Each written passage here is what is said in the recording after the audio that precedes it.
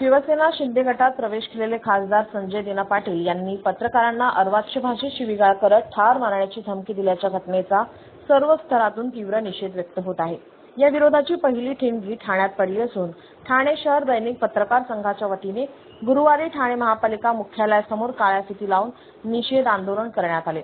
आंदोलनादरम्यान पत्रकारांनी काळ्या फिती बांधून खासदार संजय पाटील यांच्या विरोधात जोरदार घोषणाबाजी केली। तसेच त्यांच्या राजीनाम्याची मागणी करत पक्षाने कठोर कारवाई करावी अशी मागणी करण्यात आली आहे। शिवसेना उद्धव बाळासाहेब ठाकरे गटातून फुटून शिवसेना शिंदे गटात गेलेले खासदार संजय दिना पाटील यांच्या भांडूप येथील निवासस्थानी प्रतिक्रिया घेण्यासाठी पत्रकार गेले होते।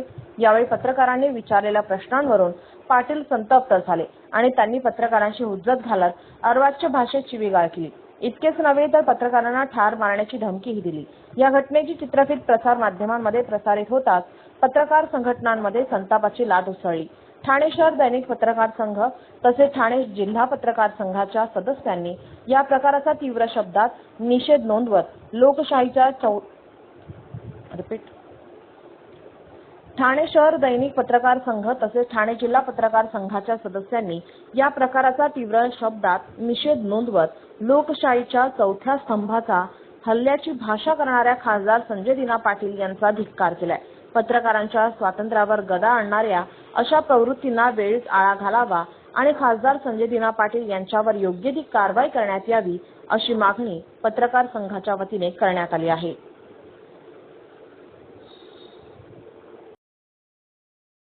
अभिव्यक्ती स्वातंत्र्यावरती घाला आहे। या देशामध्ये संविधानाने राज्य चालतं, संविधानाप्रमाणे चाललं पाहिजे। तुमचा कोणावरती राग असेल, तुम्ही पक्षांतर केलं, तुमचा राग असेल तर तो तुम्ही संयमाने तुम्ही आमच्या पत्रकाराशी बोलला। आमचे पत्रकार कोणाच्या घेण्यात नसतात, देण्यात नसतात, त्यांना तुमच्या कुठल्या पक्षाशी किंवा कुठल्या जनाशी देण्यात नसतं। तुम्ही जे केलं ते बरोबर आहे काय ते लोक ठरवतील, परंतु तुम्ही आमच्या पत्रकारांना टार्गेट करणं हा गुन्हा आहे।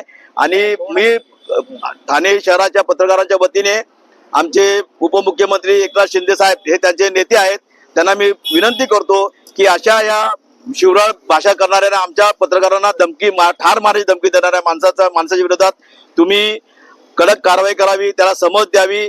आम्ही तर त्याच्या विरोधात गुन्हा दाखल करूच। हा आमच्या स्वातंत्र्यावरती घाला आहे।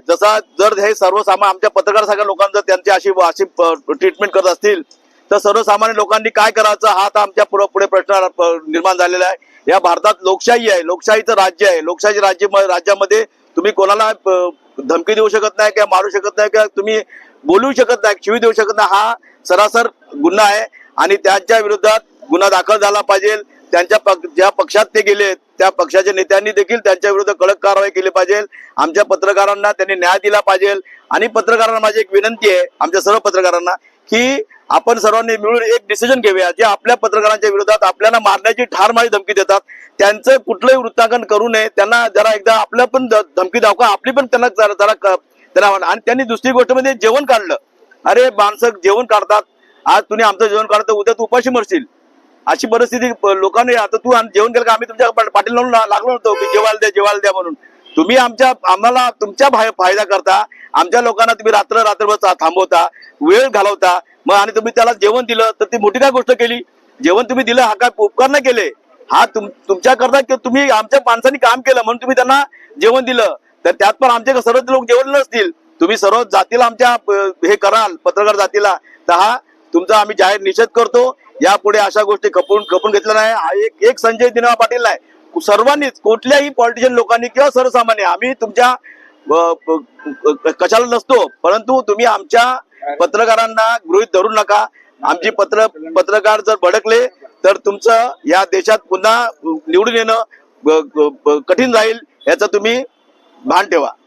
गळचेपी केली जाते। निश्चित संजय दिना पाटलांचं जे वागणूक आहे ती पाहून अक्षरशः पूर्णतः महाराष्ट्रभर हिटलरशाही सुरू आहे का असं आता जणू काही जाणवायला लागलेलं आहे। खरं तर पत्रकार हा आपल्या सगळ्यांचा दुवा असतो, मात्र पत्रकारांना थेट अशा जाहीररित्या जर का अशी धमकी दिली जात असेल तर निश्चितच ही अत्यंत वाईट घटना आहे आणि या संदर्भात त्यांच्या पक्षाच्या वतीने त्यांच्यावरती नक्कीच कारवाई झाली पाहिजे। गेल्या 2 दिवसापूर्वी देखील त्यांनी केलेली जी वक्तव्य होती ती देखील बेताल होती, मात्र तरी देखील त्यांच्या पक्षाला कुठे आठवण आली नाही। मात्र आज थेट त्यांनी आमच्यातल्याच एका बांधवांना कुठेतरी धमकी देऊन त्यांच्या प्रकारचे जे अस्तित्व होतं ते पुन्हा एकदा त्यांचं बेतालगिरी जी आहे ती समोर आणलेली पाहिजे। त्यामुळे त्यांनी निश्चितच जाहीर माफावी आणि त्यांच्या पक्षाच्या वतीने त्यांच्यावरती कारवाई झालीच पाहिजे।